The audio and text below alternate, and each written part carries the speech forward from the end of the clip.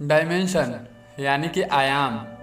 Dimension ब्रह्मांड में हो रही घटनाओं को मापने का एक तरीका है। जैसे फिजिकल वर्ल्ड में किसी चीज़ को मापने के लिए हम अलग अलग पैरामीटर्स का यूज़ करते हैं, जैसे टेम्परेचर को केल्विन में, लेंथ को मीटर में, टाइम को आवर्स में और करंट को एम्पियर में। इसी तरह ब्रह्मांड में हो रही घटनाओं को मापने के लिए हम डायमेंशंस का इस्तेमाल करते हैं।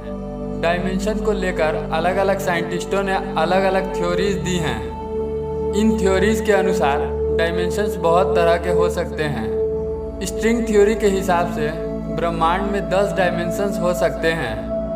एम थ्योरी के अनुसार ब्रह्मांड में 11 डायमेंशंस हो सकते हैं और वहीं बोसोनिक थ्योरी के हिसाब से ब्रह्मांड में 26 डायमेंशंस हो सकते हैं।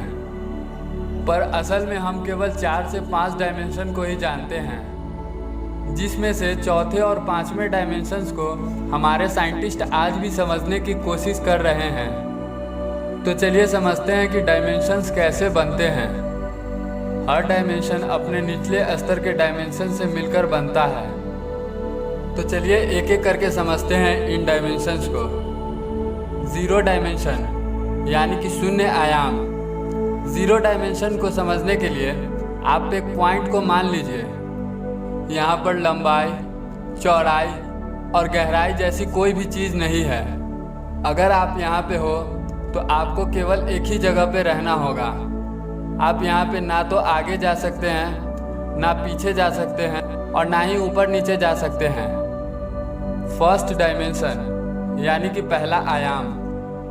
जैसा कि हमने जीरो डायमेंशन में देखा कि वहाँ का अस्तित्व केवल एक पॉइंट होता है। अगर हम ऐसे दो पॉइंट को लेकर उन्हें आपस में जोड़ दे तो वो एक लाइन बनेगी। ये लाइन फर्स्ट डायमेंशन को बताती है। अगर आप यहाँ पे होते हो तो आप यहाँ पे केवल आगे या पीछे जा सकते हैं। यहाँ पे दाएं बाएं और ऊपर नीचे जैसी कोई चीज़ नहीं है।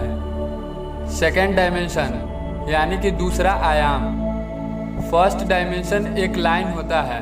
अगर हम ऐसे दो लाइन को लेकर उन्हें आपस में जोड़ दे तो हमें मिलेगा सेकेंड डायमेंशन। यहाँ पे लंबाई और चौड़ाई तो होगी पर गहराई जैसी कोई भी चीज़ नहीं होगी। अगर आप यहाँ हैं तो या तो आप आगे और पीछे जा सकते हैं या फिर दाएं और बाएं। यहाँ पे ऊपर और नीचे जैसी कोई भी चीज़ नहीं होती है। आप इस वीडियो को अपने कंप्यूटर या मोबाइल पे 2 डायमेंशन में ही देख रहे हैं। अब आती है बारी थर्ड डायमेंशन यानी कि तीसरे आयाम की।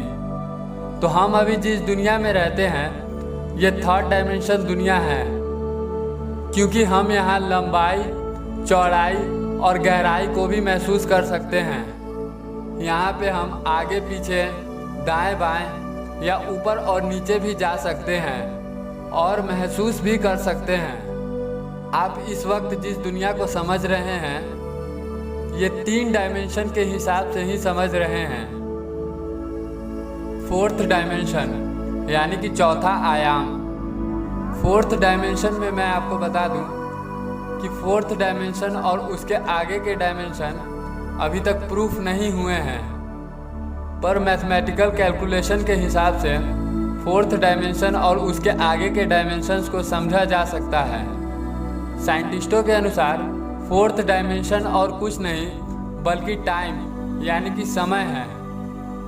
अगर आप फोर्थ डायमेंशन में रहते हो तो आप समय में आगे या पीछे भी जा सकते हैं। यानी कि अगर आप फोर्थ डायमेंशन में रहते हो तो आप टाइम ट्रैवल कर सकते हैं। अब आती है बारी फिफ्थ डायमेंशन यानी कि पांचवें आयाम की। अगर आप फिफ्थ डायमेंशन में रहते हैं तो आप समय में आगे या पीछे जाने के साथ साथ समय में किसी भी दिशा में जा सकते हैं। समय में किसी भी दिशा में जाना सुनने में थोड़ा अजीब जरूर लगा होगा, तो चलिए इसे मैं आपको एक एग्जाम्पल से समझाने की कोशिश करता हूँ। मान लीजिए कि आप एक एक्टर बनना चाहते थे, पर किसी कारण से आप एक्टर न बन पाए और क्रिकेटर बन गए। लेकिन अगर आप फिफ्थ डायमेंशन में होंगे तो आप एक्टर बनने के साथ साथ क्रिकेटर भी बन सकते हैं और एक समय में मल्टी जगह पर रह सकते हैं। और यहीं से मल्टी यूनिवर्स या पैरेलल यूनिवर्स के कॉन्सेप्ट का जन्म हुआ। अगर आप पैरेलल यूनिवर्स के बारे में जानना चाहते हैं तो नीचे कमेंट कीजिए, और अगर वीडियो अच्छी लगी हो तो वीडियो को लाइक करें, और कोई सुझाव हो तो नीचे कमेंट करें, और अगर इस चैनल पे नए हैं तो चैनल को सब्सक्राइब